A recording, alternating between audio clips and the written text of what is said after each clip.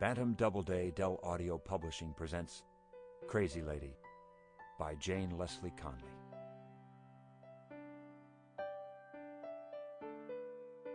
One. Sometimes I still dream about them, even though it's been 2 years since it happened, I told Miss Annie. I dream she's walking down the street right in the middle like she always did, with Ronald on her arm. She's wearing dark glasses and a funny hat and purple pants, and she sways back and forth when she walks. Ronald looks like himself, tall and thin. He's all pop-eyed like he's scared someone's going to hurt him, and his mouth opens like he wants to talk, but he can't. I remember that look, Miss Annie nodded. Then the kids come, and she starts shouting, and they do too. Crazy lady! And she'll cuss them and hold on to Ronald, and they laugh and cuss right back. I stopped. I must have had that dream 100 times, I confessed. Miss Annie nodded again, a quick little nod. She looks like she'll break if she moves more than just a bit. Lately her dark skin is stretched tight across her bones, as if it shrank in the wash and didn't stretch out again, but her mind is sharp. Vernon, she said, you want to tell the story to someone, or else write it down. Not just the dream, the whole thing. I laughed. You know me better than that. I'm not going to spend the summer writing something I don't have to. School is bad enough. She looked out the window for a moment, as if the answer was there. That's what those dreams want. They want to be told. A dream can't want anything, Miss Annie. It can too, she smiled. Dreams can make you so scared or addled or miserable that you do whatever you have to just to be free of them. Not me. I shook my head like I had everything under control. I just tell them to go away and leave me alone. You might as well stick a seed in the ground and tell it not to grow, Miss Annie said. It will come out of the dark one way or another. It won't either, I said. But of course it did. As for me, I grew up with 1,000,000 kids. There are 5 just in my family. Steph, Tony, me, Sandra, and Ben. Steph lives out in the suburbs now. She's married, and she works in a lab. And Tony's in college.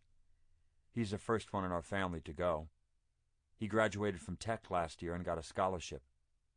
My family's Catholic. When we were little, we used to walk to church in a long line holding hands. Somebody took a picture of that, and I love to look at it. It's like we're the whole world.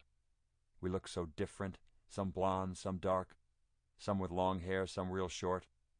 Tony already tall, and Ben sitting like a little puppet on Daddy's arm.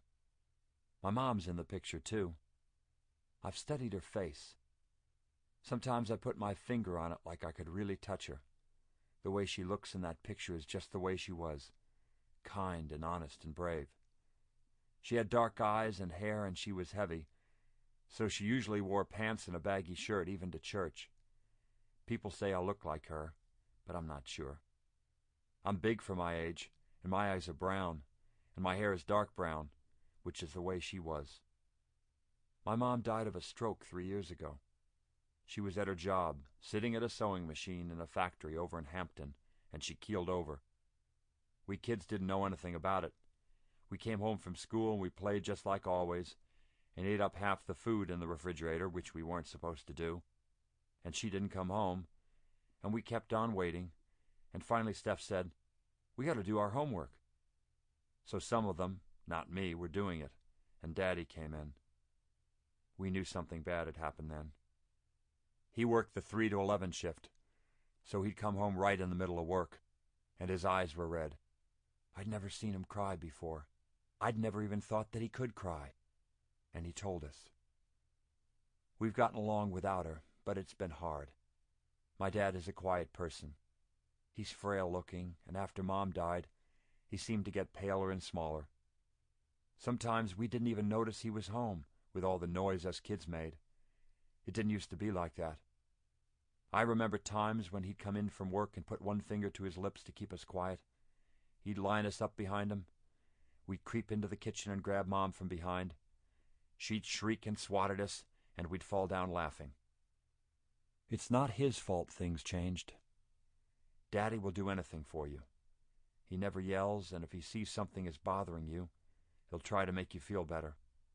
He'll buy you a candy bar and slip it to you behind his back so the other kids don't see. He'll give you $1 or tell you something he overheard about the Orioles' latest trade, or he'll sit down and try to work your problem out one point at a time. He tries, but he can't be Mom. You see, Mom could make you feel special even if you had a face like a garbage can lid. She hugged you on the outside and the inside, too. I'm the one in the family who was bad in school. I tried, but when the report cards came out, it was always the same. Mine was the worst. I failed 3rd grade and barely slid by the next year. Mom never blamed me. She said, "Some kids like Tony find it easy to learn, and that's good. But the ones I admire most are the ones who keep on trying, even when it's hard. The ones who hang in there even when they don't end up on top.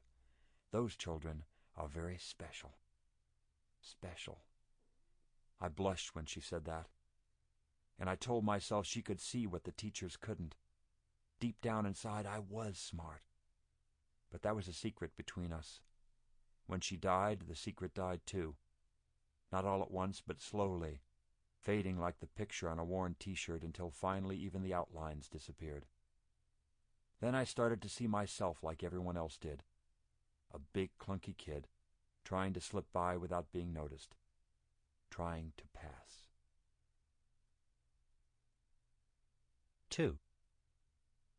I want you to know about our neighborhood. It's called Tenley Heights. Why anybody named it that is beyond me. There's only one hill in the whole place, and it's not that big. In fact, the whole neighborhood is only 5 blocks long and 3 blocks wide. It's squeezed into the upper center of the city, with a highway on each side of it and the baseball stadium on the north end. It's where the Orioles play. You know, the American League team. There's a lot of people who've lived in Tenley Heights their whole life. Me, for example. I was born at City Hospital a mile away. Then Mom brought me back to the brick row house where we live right now. We know every single family on both sides of the block, mostly because of the kids. The houses are narrow and dark, so when it's daylight, nobody stays inside. They come out in the porches, and then the kids start crossing over, this one to that house, and that one over here, a gang in the corner and another crowd hanging in front of Milt's store. It's not like in the suburbs where you have to be careful about being kidnapped. Any kidnapper could tell right away that people in Tenley Heights don't have money for ransom. It's rough around here, too.